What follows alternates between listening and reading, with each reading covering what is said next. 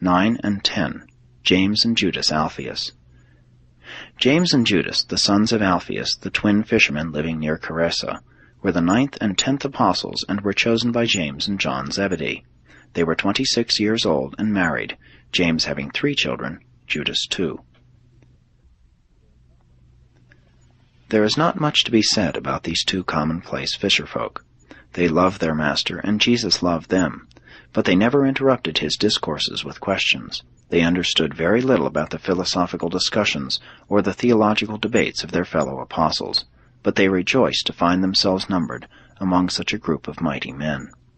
These 2 were almost identical in personal appearance, mental characteristics, and extent of spiritual perception. What may be said of one should be recorded of the other. Andrew assigned them to the work of policing the multitudes. They were the chief ushers of the preaching hours and, in fact, the general servants and errand boys of the 12. They helped Philip with the supplies, they carried money to the families for Nathanael, and always were they ready to lend a helping hand to any one of the apostles. The multitudes of the common people were greatly encouraged to find 2 like themselves honored with places among the apostles. By their very acceptance as apostles, these mediocre twins were the means of bringing a host of faint-hearted believers into the kingdom. And, too, the common people took more kindly to the idea of being directed and managed by official ushers who were very much like themselves.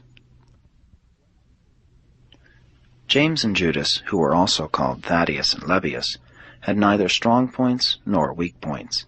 The nicknames given them by the disciples were good-natured designations of mediocrity. They were the least of all the apostles. They knew it and felt cheerful about it. James Alpheus especially loved Jesus because of the Master's simplicity. These twins could not comprehend the mind of Jesus, but they did grasp the sympathetic bond between themselves and the heart of their Master. Their minds were not of a high order. They might even reverently be called stupid, but they had a real experience in their spiritual natures. They believed in Jesus. They were sons of God and fellows of the kingdom. Judas Alpheus was drawn toward Jesus because of the Master's unostentatious humility. Such humility linked with such personal dignity made a great appeal to Judas.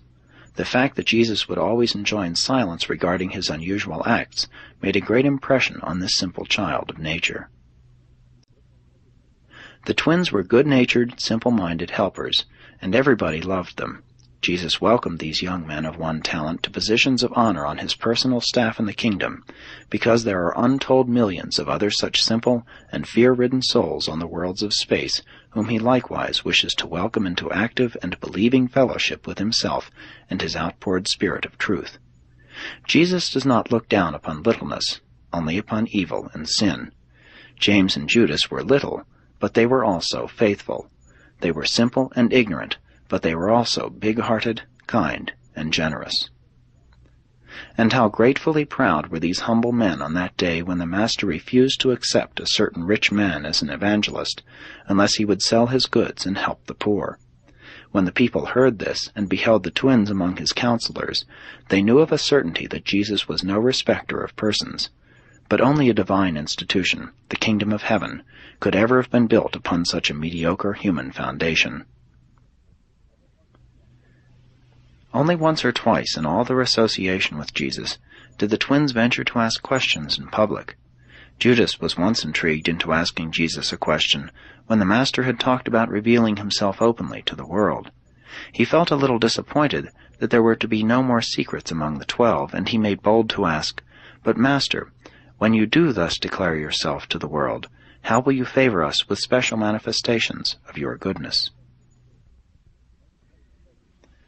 The twins served faithfully until the end, until the dark days of trial, crucifixion, and despair.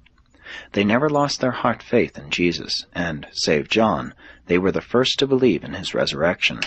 But they could not comprehend the establishment of the kingdom. Soon after their Master was crucified, they returned to their families in nets. Their work was done. They had not the ability to go on in the more complex battles of the kingdom. But they lived and died conscious of having been honored and blessed with 4 years of close and personal association with the Son of God, the sovereign maker of a universe.